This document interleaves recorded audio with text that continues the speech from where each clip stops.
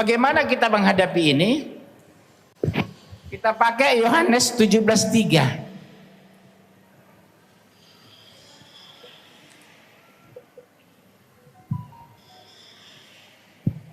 Yohanes 3 itu apa isinya?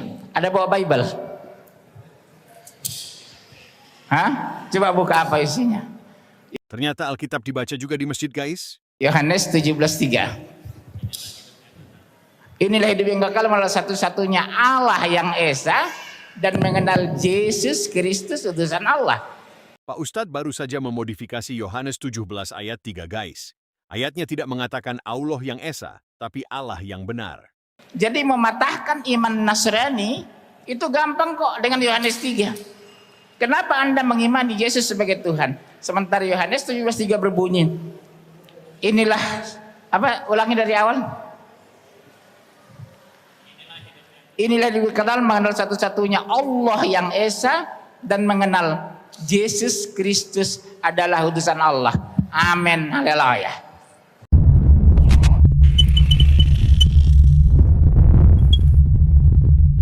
Halo teman-teman Brother Phil. Kali ini kita akan membahas ayat yang selalu digunakan oleh Muslim untuk membuktikan Yesus bukan Tuhan. Ayat itu adalah Yohanes 17 ayat 3. Nah, ayat ini tuh emang sering banget dikutip dan dianggap sebagai pukulan telak yang ngebantah keilahian Yesus. Tapi di bedah materi kita kali ini, kita nggak bakal berdebat pakai urat atau emosi, ya. Kita bakal menganalisanya dari struktur kalimatnya. Kita akan benar-benar ngebedah teks aslinya secara linguistik. Khususnya struktur tata bahasa Inggris dan bahasa Indonesianya buat ngelihat dengan jelas apa sih yang sebenarnya lagi dikomunikasikan di situ. Oke, mari kita langsung ke materi kita. Susunan bahasan kita simple aja.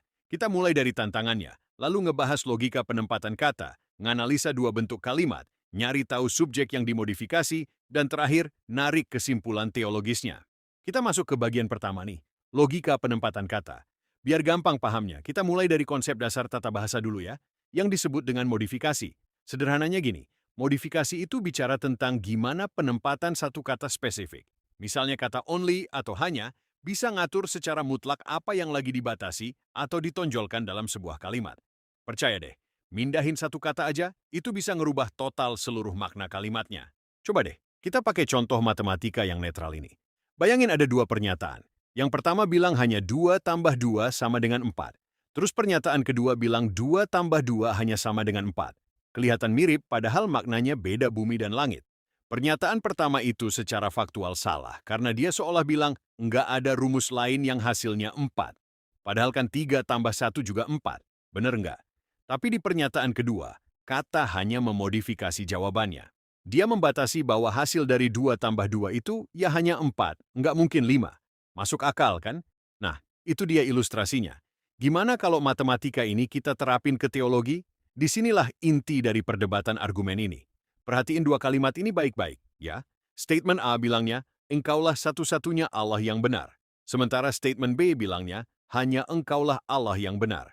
Kalau kalian perhatiin, letak perbedaan mendasarnya cuma ada pada pergeseran posisi kata only atau hanya, dan persis kayak analogi matematika kita tadi.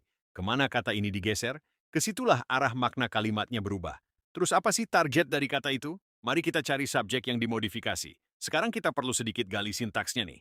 Pikirin sejenak dari dua pernyataan tadi. Kata apa sih yang sebenarnya lagi jadi target atau lagi dimodifikasi sama si kata only? Apakah kata ganti orangnya atau gelar kealahannya? Ini dia kuncinya. Di statement A yang bunyinya you are the only true God, kata only itu posisinya nempel tepat sebelum true God. Berarti kalimat ini lagi ngebatasin kategori Allah yang benar. Intinya dia mau bilang, enggak ada Allah yang benar selain yang satu ini. Nah sebaliknya di statement B yang bunyinya only you are the true God, kata only itu ditaruh tepat di depan kata ganti you atau engkau. Kalau bentuknya begini, kalimat itu membatasi identitas siapa yang bisa jadi Allah. Dia membatasi keilahian itu eksklusif cuman buat you dan otomatis nyoret pihak lain manapun. Nangkap ya bedanya? So, poin krusialnya ada di sini. Implikasi dari tata bahasa di statement A itu luar biasa. Statement A dengan sangat sukses menolak eksistensi ala-ala palsu di luar sana. Kenapa? Karena yang dimodifikasi adalah frase true God. Dan yang bikin ini makin menarik karena kalimat ini bukan memodifikasi kata ganti you. Secara linguistik, Tata bahasa ini sama sekali nggak ngelarang kalau Sang Anak atau Roh Kudus adalah bagian dari Allah yang benar.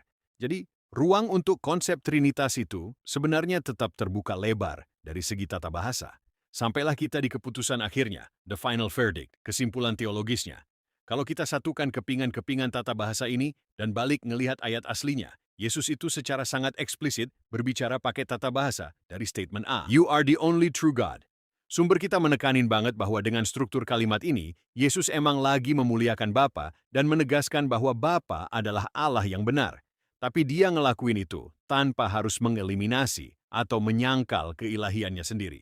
Ini ngingetin kita ke satu poin yang di-highlight sama sumber materi kita. Ada yang namanya skenario Trinity Killer atau pembunuh konsep Trinitas. Skenario ini baru bakal terjadi seandainya Yesus ngomong pakai statement B. Kalau aja Yesus bilang, only you are the true God.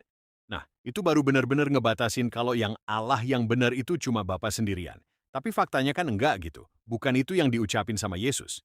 Jadi, ujung-ujungnya bedah kalimat hari ini ngebuktiin sesuatu yang keren banget. Tata bahasa itu bukan cuma sekedar nyusun-nyusun kata. Tata bahasa itu ngebangun seluruh pemahaman kita tentang Sang Pencipta. Ngebaca teks dengan sangat teliti dan ngerti posisi satu kata kecil aja, ternyata bisa merubah perspektif perdebatan yang sudah berlangsung ratusan tahun lamanya. Terima kasih sudah menyaksikan. Tuhan Yesus memberkati. Yang mau dukung channel Pil Pahit, silakan scan QR Code ini atau klik link di kolom komentar. Terima kasih.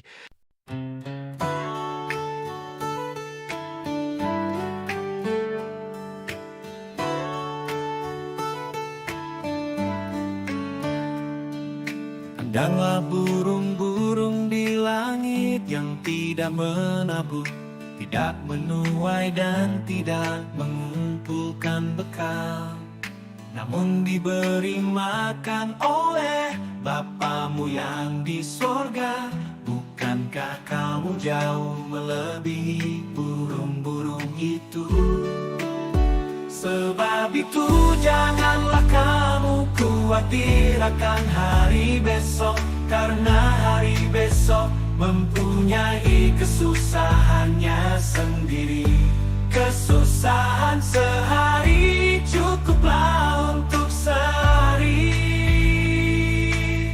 Cukuplah untuk sehari.